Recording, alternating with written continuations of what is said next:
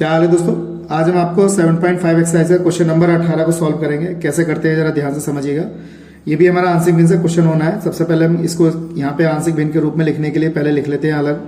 यहाँ पर x square plus का 2 इस तरीके से लिख लिया, और यहाँ पे एक्स स्क्वायर प्लस का कितना 3, और यहाँ एक्स स्क्वायर प्लस का कितना 4 इस तरीके से लिखा है। और हमने इसको लेट कर लिया। यहाँ पर इस लेट करने के लिए हमने क्या करना है, यहाँ पे एक्स स्क्वायर को कुछ मान लेते हैं यहाँ पर, क्योंकि इसकी घात 4 है। वैसे हम डायरेक्ट हल कर सकते हैं, लेकिन इसको थोड़ा सा इजी करने के लिए हम क्या करेंगे, इसमें लेट कर लेंगे। तो लेट क्या किया मैंने, एक्स स्क्वायर को मैंने वाई मान लिया यहाँ पर। तो यहाँ पे क्या लिखेंगे, यहाँ लिखेंगे वाई प्लस 1, यहाँ लिखेंगे वाई प्लस 1 इस तरीके से लिखा। यहाँ पे भी क्या कर लिया मैंने, वाई प्लस 3 कर लिया। यहाँ पे वाई प्लस 2 है। यहाँ पे क्या है मेरे पास, वाई प्लस 4 कर लिया। इस तरीके से लिखा। इनकी आपस में मैंने गुणा कर लिए, तो वाई स्क्वायर हो जाएगा प्लस का कितना वाई हो जाएगा। इसकी मल्टीप्लाई इससे करी तो 2y हो गया, इसकी मल्टीप्लाई इससे करूंगा तो 2 हो जाएगा। यहाँ पे हमारे पास कितना वाई स्क्वायर हो जाएगा, यहाँ पे कितना 3y होगा। इसकी मल्टीप्लाई इससे करेंगे तो यहाँ पे हमारे पास 4y होगा, और 4 दिया कितना हो जाएगा 12। इस तरीके से मैंने यहाँ पे इसे लिखा। अब ये कितना हो गया, वाई स्क्वायर प्लस का 3y प्लस का कितना 2। इस टाइप से मल्टीप्लाई कर लिया हमने यहाँ पर, और मल्टीप्लाई करके हमारे पास कितना आ रहा है वो ये देखिएगा। और नीचे वाला स्टेप जो है वो कितना हो जाएगा, वाई स्क्वायर प्लस का 7y प्लस के 12 इतना हो जाएगा। अब देखिए इनकी घात बराबर है, तो इसको क्या करना पड़ेगा, हमें भाग करना पड़ेगा। ठीक है, क्या करना पड़ेगा, भाग, यानी कि अंश को हर से भाग करेंगे। जब घात बराबर हो, अंश की घात हर की घात के बराबर हो, या फिर अंश की घात हर की घात से ज्यादा हो, तभी हम क्या करते हैं, उसे भाग करते हैं। और भाग करना मैंने आपको बताया, बहुपद की बहुपद से भाग कैसे करें, तो ये बहुत ही आसान तरीके से हम यहाँ पे सीख सकते हैं। तो मैंने यहाँ पे सिखा रहा हूँ आपको कैसे करना, जरा देखिएगा। हमारे पास कितना ये दे रखा है, तो हमें ये पहला पद काटना होता है, तो यहाँ पे 1 से मल्टीप्लाई कर दो इसमें। तो एक बार जाएगा प्लस का 7y प्लस का 12 इस तरीके से लिखा। चिन्ह चेंज कर लीजिए, ये पहला स्टेप कैंसिल हो जाएगा। यहाँ पे माइनस का 4y और माइनस का 10 बचेगा, यानी कि भाग करने पे हमारे पास कितना बचा, ये बचा। ठीक है दोस्तों, भाग करने पे हमारे पास क्या बचा, ये बचा। तो भाग करने पे हम इस वाली लाइन को कैसे लिखेंगे, जरा ध्यान से समझिए, ये बहुत इंपॉर्टेंट चीज है। तो पहला जो स्टेप आया हमारे पास वो कितना है, देखिए यहाँ पे लिखा हमने, यहाँ लिखते हैं हम पहले क्या, भागफल लिखते हैं। क्या लिखते हैं, भागफल। यहाँ लिखते हैं हम शेषफल। क्या लिखते हैं, शेषफल। अपॉन में क्या आता है, भाजक आता है, तो हमने यहाँ पे लिख दिया। और बाहर क्या रहता है, इंटीग्रल dx रहता है। अब देखिए यहाँ भागफल है हमारे पास, तो भागफल कितना आया हमारे पास, जब हमने उसको y माना है, एक्स स्क्वायर को y माना था, तो देखिए यहाँ पे क्या है, भागफल कितना 1 है, तो 1 लिखेंगे। प्लस शेषफल यहाँ पे कितना आया हमारे पास, माइनस का 4y माइनस का 10 आया। भाजक कितना है हमारे पास यहाँ पे, वाई स्क्वायर प्लस का 7y प्लस का 12 आया। इसको मैंने समीकरण नंबर 1 मान लिया। पहले इसको हम सॉल्व करेंगे। सॉल्व करने के बाद हम क्या करेंगे, इस पूरे स्टेप में यहाँ पे इसको हल करके यहाँ पे मान लगाएंगे, तब उसका हम यहाँ पे समाकलन करेंगे, यानी कि इंटीग्रेशन करेंगे। कैसे करते हैं देखिएगा। अब मैंने क्या किया, इस पूरे पद को उठा लिया यहाँ से, माइनस का 4y प्लस का 10 सॉरी माइनस का 10 है ये, अपॉन में कितना हो जाएगा, वाई स्क्वायर प्लस का 7y प्लस का 12। अब इसको हम कैसे लिख सकते हैं, माइनस का 4y माइनस का 10 अपॉन में इसके गुणनखंड कर देते हैं। तो यहाँ गुणनखंड हमारे पहले से थे, इसमें मल्टीप्लाई इसलिए करी थी जिससे कि हम इसको सॉल्व कर सके। हमने सॉल्व कर लिया। अब इसको लिखने का तरीका आसानी से लिख सकते हैं हम, y प्लस 3। इसको भी हम आसानी से लिख सकते हैं, y प्लस कितना आ गया, 4 आ गया। इस तरीके से हमने यहाँ पे इसे लिख लिया। अब यहाँ पे आप इसको एलसीएम ले लीजिए, एलसीएम से ये कट जाएगा। तो माइनस का 4y माइनस का 10 अपॉन में y प्लस 3, और यहाँ आ गया y प्लस 4 इस तरीके से लिखा। यहाँ पे y प्लस 3 एलसीएम आ गया, और y प्लस 4 हमारा एलसीएम आ गया। ये कैंसिल हो गया। a के साथ हमारे पास क्या आया, y प्लस 4 आया। b के साथ हमारे पास y प्लस 3 आ जाएगा। ये वाला स्टेप इससे कैंसिल हो गया। माइनस के 4y माइनस के 10 बराबर यहाँ पे ay प्लस का 4a हो जाएगा। इसकी मल्टीप्लाई से करेंगे तो by प्लस का 3b हो जाएगा। इस तरीके से मैंने यहाँ पे लिखा। अब हम क्या करेंगे, y वाले पद एक साथ लिख लेते हैं। तो माइनस का 4y माइनस के 10 बराबर, यहाँ से y कॉमन आया तो a प्लस b लिखा। अचर पद जो है a 4a प्लस का 3b इस तरीके से लिख लिया। यहाँ पे लिख लेंगे हम y के गुणांकों की तुलना कर लेंगे, यहाँ पर के गुणांकों की तुलना करेंगे, और यहाँ पे हम अचर पदों की तुलना करेंगे। तो y का गुणांक हमारे पास कितना है, यहाँ पे y का गुणांक देखिए a प्लस b बराबर हमारे पास माइनस का 4, समीकरण 2 मान लिया।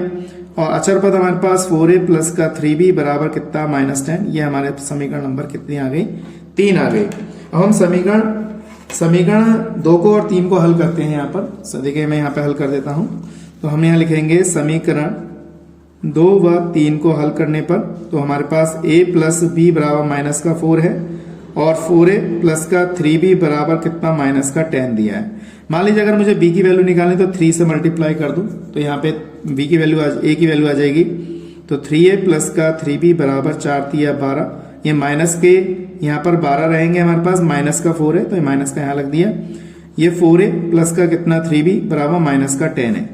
चिन्ह चेंज करते हैं तो ये प्लस का हो जाएगा, ये कैंसिल हो गया। तो ए माइनस ए बराबर हमारे पास बचा माइनस के कितना 2, तो ए बराबर माइनस के 2 आ गया।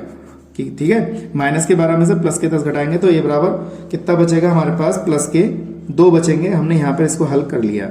ठीक है, तो माइनस से माइनस ये कैंसिल हुआ, ए का मान 2 आ गया।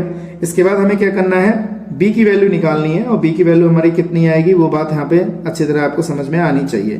ठीक, तो ए की वैल्यू 2 आ गई हमारे पास। अब बी की वैल्यू निकालेंगे तो बी की वैल्यू आप किसी उसमें लगा दीजिए। किस में लगाते हैं, समीकरण 2 में लगा दो। देखिएगा समीकरण 2 में हमने क्या किया, a बराबर 2 लगा दिया।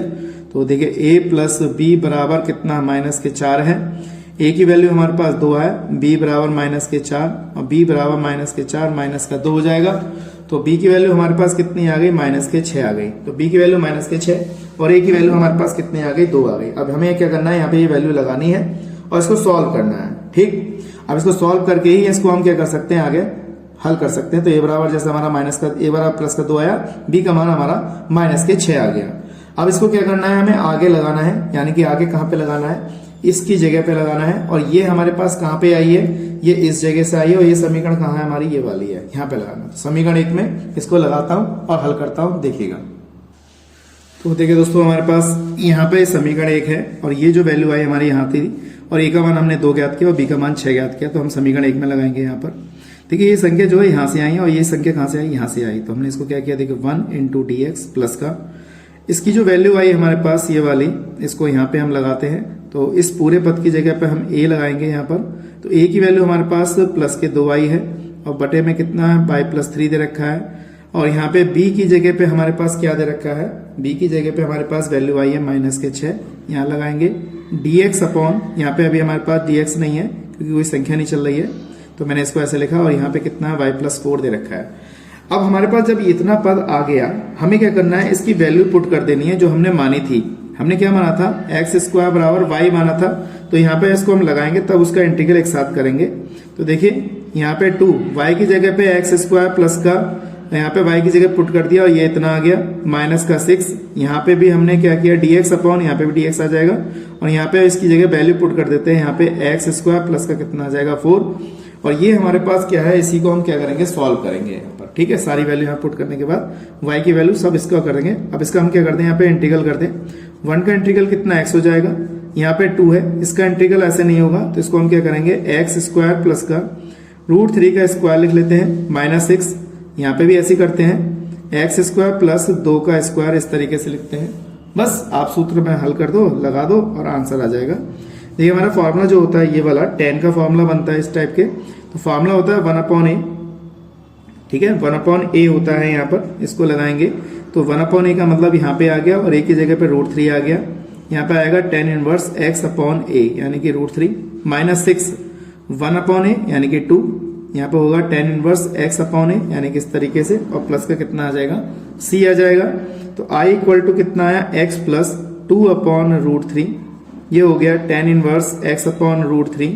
इसे हम कैंसिल कर देते हैं तो ये हो जाएगा 3 tan इनवर्स x/2 प्लस का कितना आ गया, c।